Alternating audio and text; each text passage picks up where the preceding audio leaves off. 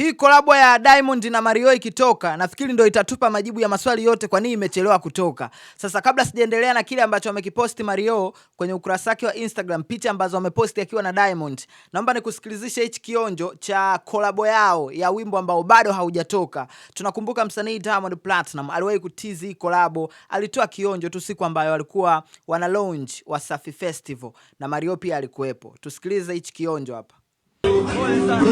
She's so beautiful. She got a big brush.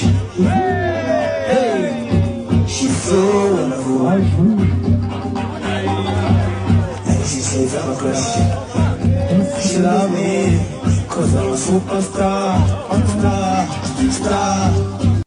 Hello, hey, she's so beautiful.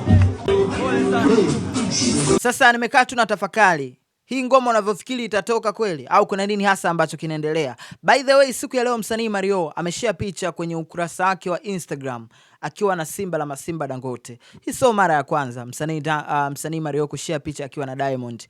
Mara kadhaa tumekuwa tukishuhudia wakikutana location, hata kipindi kile wamekutana kwenye location ambapo wakati location nafikiri kwenye wimbo wa Sasampa wa msanii Diamond Platinum, Mario pia alishare picha akiwa na Diamond Platinum. Lakini hii pia inaonyesha nafikiri wakiwa location, kama walikuwa hawashuti video ya Somebody ya Nandy na Mario sidhani, kwa sababu ukiangalia hata kwenye video nyingine Nandy imemuonesha akiwa na Paula na Feima. Kwa hiyo kuna namna, nafikiri kuna namna hapa, kuna namna.